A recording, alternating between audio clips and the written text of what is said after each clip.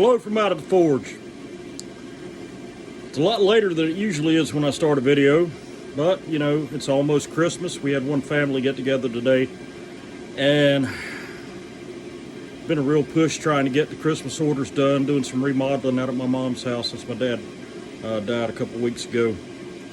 But I thought I'd get out here and just do forge up a quick blade for y'all and show off a new tool I've got. Matter of fact, let's have a look at it right now. So here we go. It's a 132 pound anvil. It says Akayo on the side of it.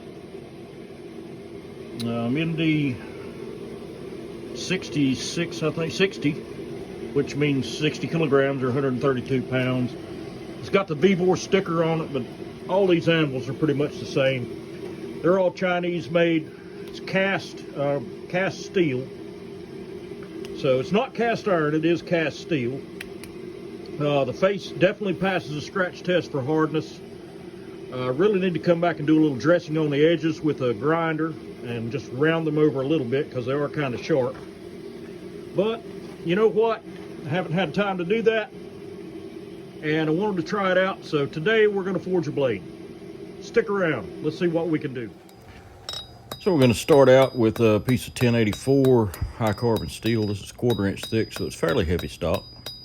I'm going to draw down a point, as always, to get started.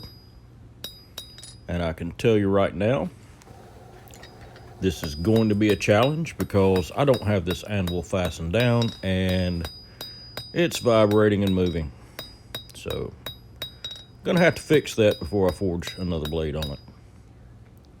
But for today, we're going to carry on.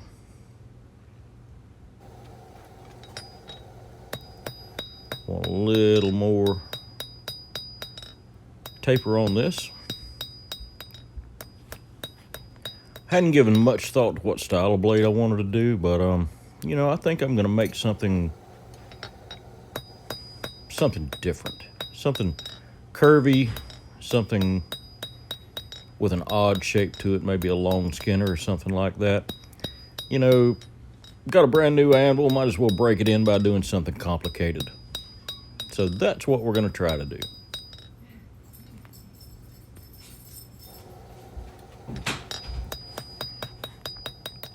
And I'm still drawing out the point. Drawing down from spine to edge, make sure everything stays roughly the same thickness. And this bouncy anvil is really being a pain. The next thing we're going to do is I'm going to set down a step here over the near edge. And you can see I'm using half face blows of the hammer, which means that the stock's hanging over the edge and the hammer is actually hitting the face of the hammer half on and half off the anvil. And that's creating that step down, which is going to be a sort of integral guard by the time we're done with this, hopefully.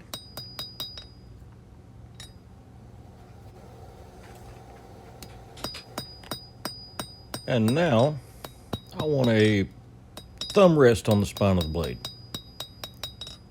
So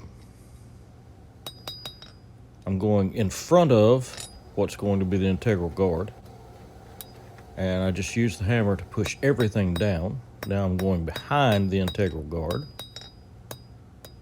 And what I'm hammering in now is actually going to be the forward part of the handle right behind the integral guard. And we need to start shaping this handle. It'll make more sense in a minute.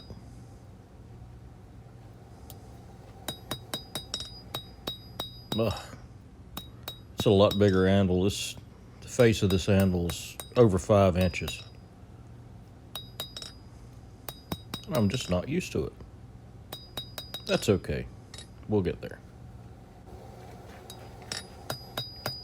Let's work a little profile into the handle. And yeah, I know I'm going to have to cut this off. When I do, I'm going to cut it off short and stretch the handle out so we have a nice distal taper in the handle.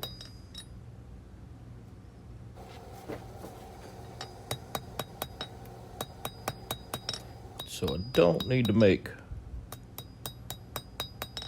a whole lot of forging. The profile my priority right now. Now I know I got to cut it off, but the hardy cutter won't work in this new anvil, so I'll put it in the old anvil, mark where I want to cut the blade off, go cut it off, and come back and get back to work. Got to make a new hardy cutter.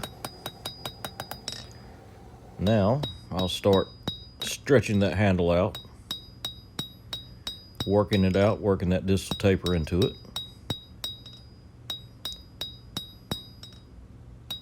Don't want a really long handle, about 4 1/4 inches would be good. Work a little curve into the profile. Stretch it out some more. No need to be in a real hurry. It's getting there.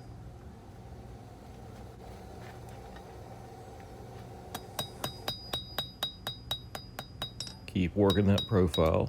Keep working the taper. Try to keep everything sort of flat and level.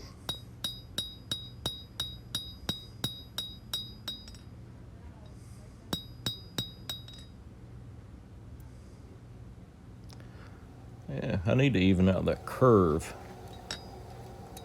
at the top of the handle there, but where the top of the handle runs down into the thumb rest on the spine of the knife. It's just, I kind of like that shape, but not quite. We'll have to do a little fixing on that. But for now, let's get busy and draw the bevels out. First, we're going to put that reverse curve in the blade.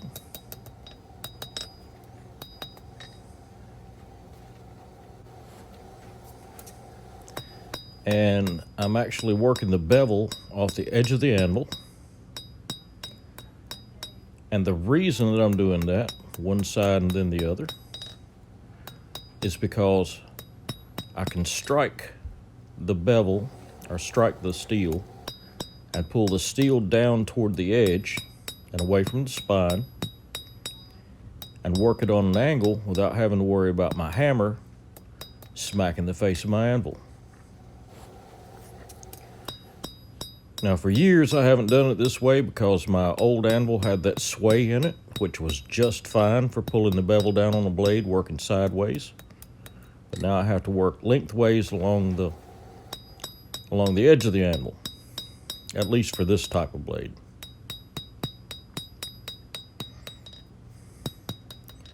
You can see that's pushing that blade back up and actually giving me a little reverse curve, which is what I want. I want a little reverse curve in this. Like I said, I want this to be a complicated build. I want kind of a curvy thing. Really funky looking little knife.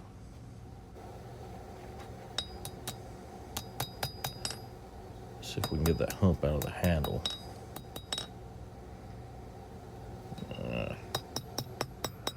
Couple of taps on the horn.